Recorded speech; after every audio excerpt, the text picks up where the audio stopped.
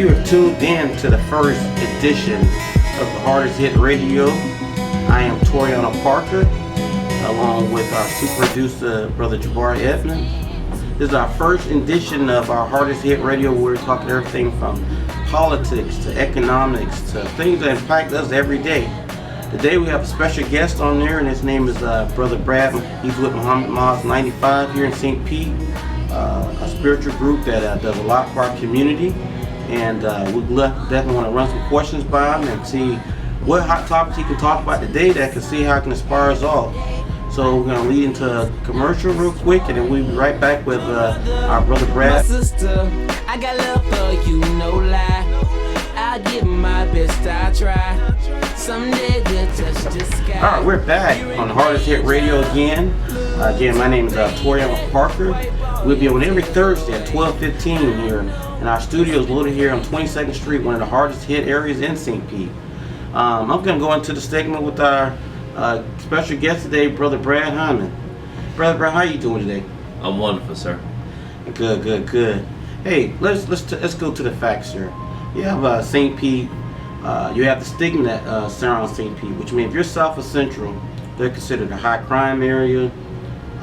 Don't live down there. Poverty. High crime. As you sit and as you've been a lone life community in St. Pete, what's your perspective on it? First and foremost, I want to thank you, Mr. Parker, for giving me the opportunity to be on your radio show. Just going by the scriptures, we are born in sin and shaped in iniquity.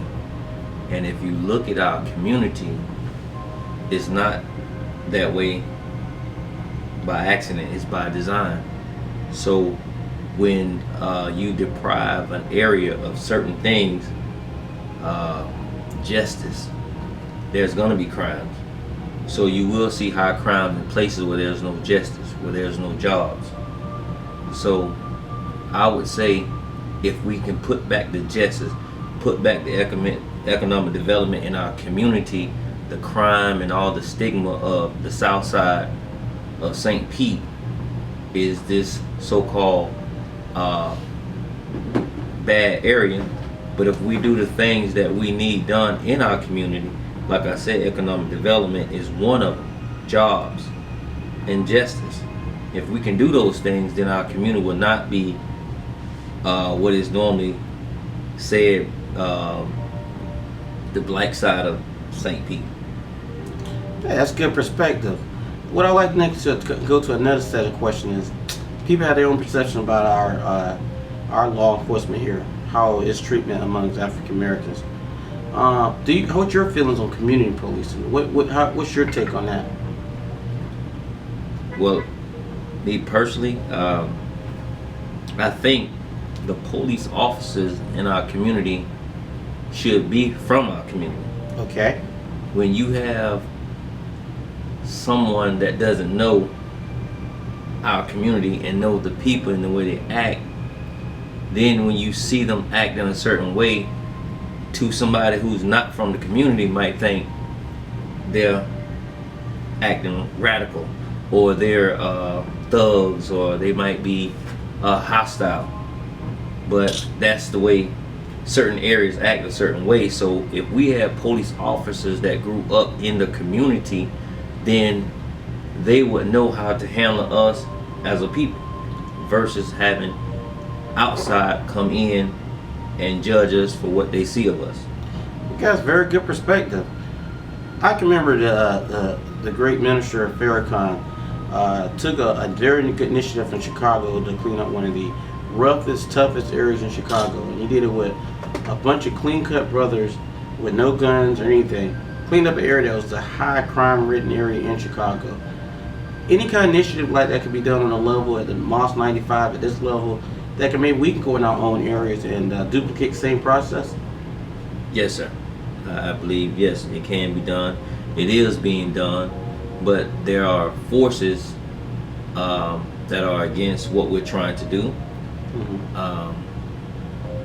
Mainly, it's called ignorance. If you don't know something and you perceive it to be other than what you think it is, then now your thought of that group would damage the perspective of the group. So now you don't want to get close to the group because somebody has said or made the group seem like it's a terrorist group or a radical group without getting to know the group. But if you look at the history of the Nation of Islam, in particular Muhammad Mosque 95, and the members that are made up of that mosque, look at what we have done, how we've brought people in and have cleaned them up. And not just cleaned them up for us putting them in a suit and cleaning up their features, but we went to as far as the cleaning up the thoughts of the mind. No, I think that's very good. I've seen the transformation of incidents happen several times, and I've been most impressed to see some brothers that you barely recognize on the street that turn around and look like a lawyer the next day. I mean, that's a huge impact there. Now, I mean, I think that process should be duplicated over and over again. I mean, that's one thing I've always appreciated about the Nation of Islam, of what their transformation of African American males could look like. So I think that's a credit to the nation. I think when we're talking about impact towards the community, to me, to the day, I think that is the greatest accomplishment that I've ever seen, where you can take a brother who just came off the street that you just thought just came out of the trash, and all of a sudden he looked like he could be on Wall Street making big money deals on the stock market. You know, I just think that's huge. We're gonna go into another commercial. We're gonna come back again with Brother Brad Hyman. Again, this is Hardest Hit Radio. We're on every Thursday from 12:15 to 12:45. We got call in, and while we take our first segment before we go on our next commercial, we want to give a special shout out to one of our sponsors, One Love Entertainment, Brother Jabbar Edmonds. Brother Brad, you know Brother Jabbar Edmonds, right? Yes, I know, brother. I mean, they're one of our great sponsors. We're our greatest support. Better Magazine, and that's a young brother, and that's what I'm saying. That's inspiring. So we want to give first shout out to our first sponsor, and I think we're looking to do a lot of work with that brother there. Yes. I think you're in the mosque. I need to call that brother in too. He can definitely put your story out there, and the message that is definitely, he controlled the media, and that's one thing we don't have. So we come back from our area. We're gonna come back and talk a little bit about One Love Magazine. In addition to, we're gonna come back and close out some more things and give you a platform to tell me more about the brothers of Mosque 95. Okay? Yes, sir. Thank you.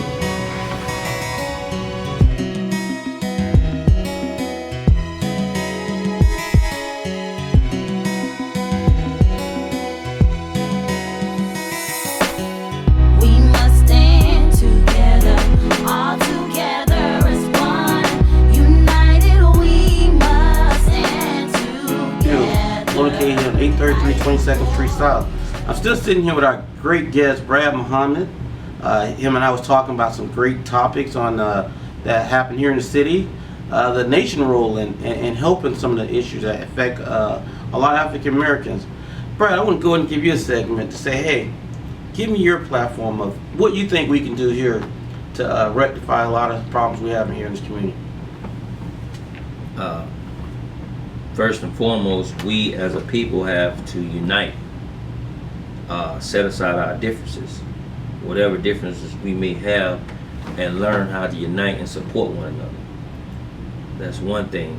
I think the main thing, religion is one. You know, we are divided by the name that we call God, or what religion we say God is. Number two, as a people, we don't come together on issues that's pertinent to the community. For as number one, economic development, I don't think we are educated in that area field of economic development.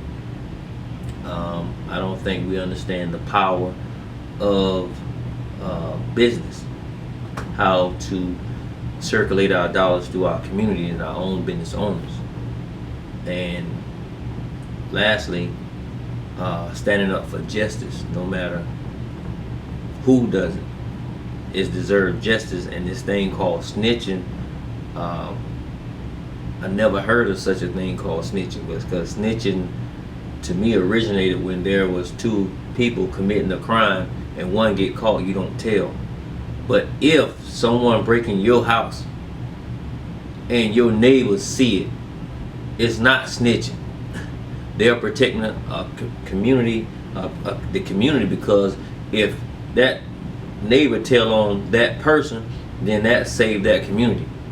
But if he turned his eye and said, I'm not snitching, then he just as guilty as the person who did it. If Ray Ray shot Baby, would the nation go look for Ray Ray? Yes. Run him down, right? Let him know that that's not tolerable in our neighborhood. You can't hide nowhere if you're going to commit atrocities like that amongst people of color or people of any color, that sort. Am I correct? Yes. And not even that. Just recently there was a murder, and you guys, the SCLC, put a ransom up, $500 ransom up for whoever did it, because that's got to be tolerated. We talk about police brutality, but what about our black on black brutality? Right. We got to start at home first. Absolutely. So once we start doing that, I think that'll cut down some of the police brutality. Do y'all have any position for us? Who's your representative for whatever districts you live in? What is the position for the Moss on politics? Well, we really don't get into politics. Our job basically is to build people. We'll build people, and put it like this. The Honorable Minister Louis Farrakhan, the Honorable Elijah Muhammad said in an interview, my job is to clean you up. The one after me would teach you Islam, and he would teach you in all truths. So our job is to give our people the truth, that they can make a sound decision on anything that they're making, because if you give a person a half truth, they're going to make a half true decision. That's true. Even though the minister was very instrumental in the late 2000s getting President Barack Obama elected, off of Chicago's his hometown, as well as the minister, played a very, very, very important role getting the young Barack Obama into Senate and later on to the White House to become our second term president. Any feelings that that type of leadership's come down to this level here at Moss 95?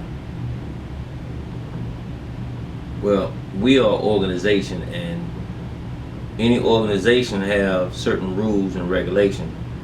If the Honorable Minister Louis Farrakhan, who is sitting in the seat of the Honorable Elijah Muhammad, asks us to do certain things in any particular field, politics, what have you, that's how we move.